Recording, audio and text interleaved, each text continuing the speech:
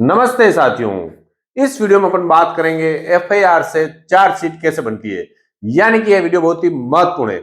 इसमें मैं वो सारी बातें बताऊंगा जो एफआईआर धीरे धीरे किस प्रकार से चार्जशीट में कन्वर्ट हो जाती है, कौन कौन से डॉक्यूमेंट लगते हैं, किन किन अधिकारियों की अनुमति लेनी होती है, कैसे वो कोर्ट में सबमिट होती है, कैसे उसको तैयार किया जाता है। ये सारी बातें आपके लिए बहुत ही महत्वपूर्ण है, क्योंकि पुलिस की कार्रवाई भी आपको समझना आवश्यक है। जब तक आप पुलिस की कार्रवाई नहीं समझ पाओगे तब तक आप जिरा में वो प्रश्न नहीं उठा पाओगे जो आपको उठाने चाहिए, क्योंकि आपको पता ही नहीं कि चार्जशीट कैसे बनती है, तो फिर क्रॉस एग्जामिनेशन कैसे करोगे।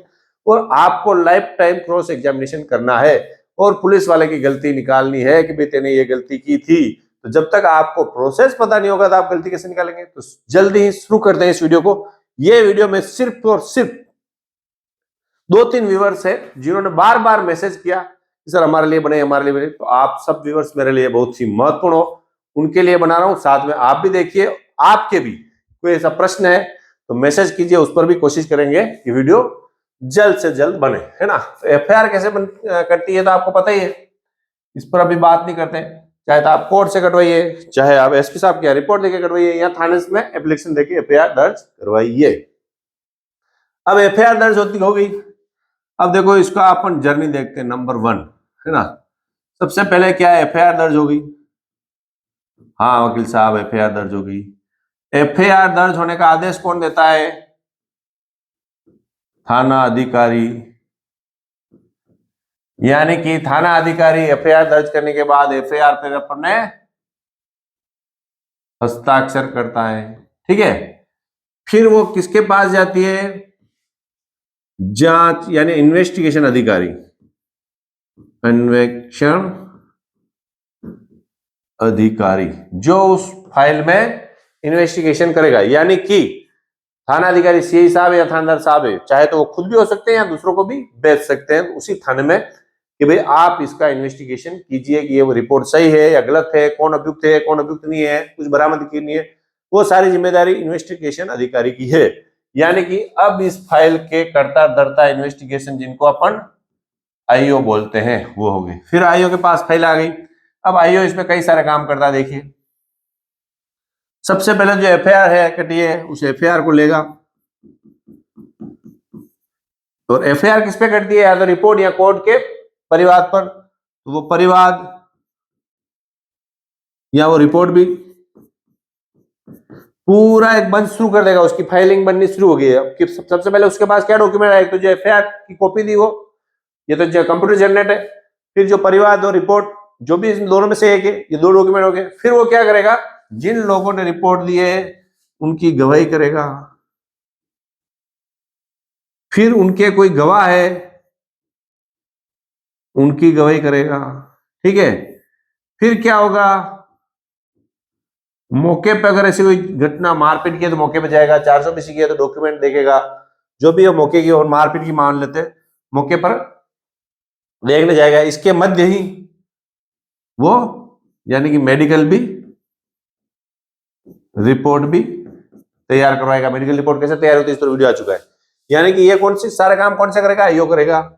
फिर क्या होगा कि उसको लग गया कि सारा मामला, कोई व्यक्ति जिसके विरुद्ध एफआईआर दी गई है वो वास्तव में उसको अपराधी लगते हैं, तो फिर उनको क्या करेगा? गिरफ्तार करेगा। गिरफ्तार का नोट बनाएगा। अगर नॉन बेलेबल है तो कोर्ट में ले जाके पेश करेगा। बेल हो गई तो ठीक, नहीं हुई तो जैसी पीसी जो भी होता है वो कर लेगा। और फिर गिरफ्तार होने के बाद अगर उनसे कोई जब्ती होती है तो जब्ती तैयार करेगा, है ना। ये जब्ती तैयार हो गई, जब्ती का डॉक्यूमेंट तैयार करेगा। कोई आइटम मिला तो आइटम भी तैयार करेगा। या महिला संबंधी कोई अपराध है तो किसी निकटतम जज साहब, जो 164 के बयान होते थे पहले ना, उन जज साहब के सामने ले जाकर उनके बयान कराएगा। यानी उसकी पूरी पत्रावली में ये सारे डॉक्यूमेंट लगेंगे। ये डॉक्यूमेंट सारे कंप्लीट हो गए। अब क्या हुआ? उसको लगा कि मेरी पत्रावली पूरी कंप्लीट हो चुकी है। यहां तक की पत्रावली देखो, ये और ये होने के बाद वो गिरफ्तार करता है।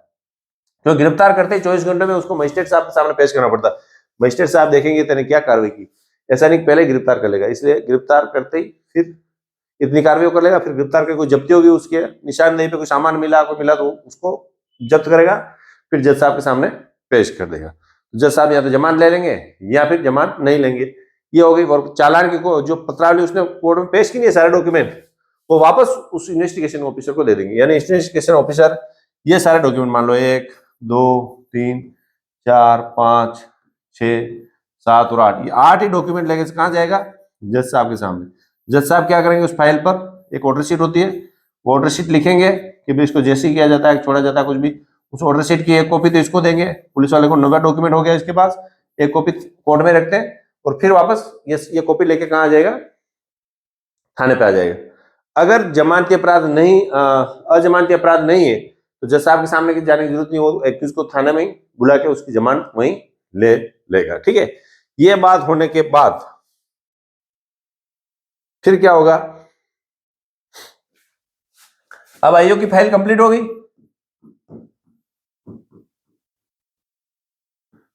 फिर वो अपनी क्या करता है, फाइंडिंग, यानी कि एक तरह से चार्जशीट समझ लो। ये चार्जशीट कच्ची होती है। कौन सी? आपने अभी कच्ची चार्जशीट समझी नहीं होगी कभी। ये देखिए कच्ची होती है। क्या कच्ची चार्जशीट? इसको किसके सामने पेश करेगा वो? थाना अधिकारी के मार्फत। थाना अधिकारी का हस्ताक्षर करा के फिर उसको कहां ले जाएगा? एपीपी कार्यालय में। एपीपी कार्यालय उसको पढ़ने के बाद देखेंगे कि जो इन्वेस्टिगेशन ने जो धाराएं लगाई है, जिन धाराओं में अभियुक्त पाया माना है, क्या वो पूरी है या अधूरी है। वो फिर अपनी एक रिपोर्ट बनाकर उस पुलिस वाले को देंगे, भाई तेने जो इन्वेस्टिगेशन किया, जिन जिन धाराओं में तूने अपराध माना है, ये फाइल पढ़ने के बाद मैं ये सोचता हूं कि ये धारा घटनी चाहिए, ये धारा बनी चाहिए। वो फाइंडिंग रिपोर्ट उसके साथ लगाकर वापस उस पुलिस वाले को दे देते। अब वापस पुलिस वाले फाइंडिंग रिपोर्ट के साथ आ गई। अब फाइल कहां जाएगी? एसपी साहब के पास। कहीं कहीं अभी डीवाईएसपी को भी अधिकार दे दिए कुछ राज्यों में। डीवाईएसपी उस फाइल को देखता है और देखने के बाद वो उस पर अपने हस्ताक्षर कर देता है कि हाँ भाई तेरा कंप्लीट है, तुम चार्जशीट पेश करो। ठीक है, और चार्जशीट पेश करने का वो नोट लगा देता है। वो नोट हालांकि फाइल में नहीं आता है चार्जशीट की, वो पुलिस वाले के पास ही रहते हैं। और फिर वो चार्जशीट कंप्लीट होकर वो कहां ले जाता है पुलिस वाला? कोर्ट में उस चार्जशीट को पेश करता है। उसकी 2 कॉपियां रखता है वो। एक कॉपी तो देगा कोर्ट में, एक कॉपी देगा अभियुक्त को, एक कॉपी रहती है उस थाने में उसके पास, एक कॉपी वो भेजता है एसपी साहब या डीवाईएसपी। 4 कॉपी में हर प्रिंट 4-4 कॉपी में होती है। कोर्ट में वो 2 ही लेके आते हैं। ये चार्जशीट कोर्ट में पेश हुई। चार्जशीट को किसके पास जाएगी वापस? एपीपी साहब के साथ। एपीपी साहब वापस चेक करेंगे कि जो पहले मैंने फाइंडिंग दी थी उस पर अनुसार काम किया कि नहीं, अलाइन है। वो होने के बाद ये किसके पास जाती है? एपीपी साहब किसके पास ले जाते हैं? फिर जज साहब के पास। और जज साहब फिर उस दिन जो इससे पहले वीडियो बनाया था ना मैंने कि पेशी, प्रथम पेशी पे क्या क्या होता है, वहां जज साहब के जाने के बाद जज साहब उसमें जमानत देना, जमानत नहीं देना, जो भी है प्रसंज्ञान लेना, यहां से चल जाता है। यानी चार्जशीट का मामला यही खत्म हो गया। तो ये इसमें आपने देखा कि एफआईआर करने के बाद इतने सारे डॉक्यूमेंट वो पुलिस वाला पूर्ति करता है। पूर्ति करने के बाद फिर वो आती है एसपी साहब के पास। एक बार एपीपी साहब के सामने हर बार चालान पेश हो रहा है तो 2 बार फाइल जाएगी। अब मैं आपको बताता हूं आपके काम की बात। किसी मामले में अगर एफआईआर दर्ज हुई है और आपको पता करना है कि इसमें चालान आ रहा है या एफआईआर, यानी इस मामले को पुलिस सही मान रही है तो चालान देगी, और सही नहीं मान रही है तो फाइनल रिपोर्ट दे देगी एफआईआर। तो आप कैसे पता करोगे जब तक चालान पेश नहीं हो तब तक कि वास्तव में क्या रहा? वास्तविकता यह है कि यह बात गुप्त रखी जाती है कि चालान आएगा या एफआईआर दी जाएगी। ये कोई ऐसी बात नहीं है सबको बताते फिरें। पुलिस जब भी होगा तब एक्यूज को बता देगी या परिवादी, क्योंकि एक्यूज सबसे पहले पता चल जाएगा। एक्यूज भाग जाएंगे बड़े बड़े मामलों में। तो इसमें क्या होता है, आप कैसे वकील को कैसे अंदाज लगाना है? एक तो जो पुलिस वाला आईओ है उससे पता चल जाएगा, ठीक है। दूसरा, थाने में ही अगर आईओ खुद टाइप नहीं करता, जो टाइप वाला है उसको पता रहता है क्या होने वाला है। तीसरा, एसपी साहब के यहाँ से पता चल जाता है कि उन्होंने क्या रिपोर्ट दी।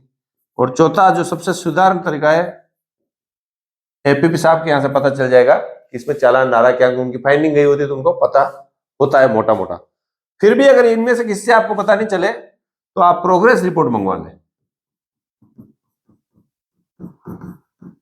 यानी प्रोग्रेस रिपोर्ट जो परिवादी है, ये जो प्रार्थी है वो था कोर्ट में एक एप्लीकेशन लगाएगा कि इतने नंबर की एफआईआर दर्ज करी मैंने, इसमें अभी क्या प्रोग्रेस रिपोर्ट चल रही है वो मंगवाई जाए। तो प्रोग्रेस रिपोर्ट में जो लिखित में कथन लिखे हुए आएंगे, प्रोग्रेस रिपोर्ट कैसे मंगवाते हैं और प्रोग्रेस रिपोर्ट में क्या आता है, अगर आप चाहेंगे तो मैं पेश कर दूं, क्योंकि अभी मैंने 2-3 दिन पहले एक प्रोग्रेस रिपोर्ट लगाई थी जिसमें थाने से प्रोग्रेस रिपोर्ट बन के आई थी और उसमें साफ साफ लिखा था कि हम इसमें चालान पेश कर रहे हैं।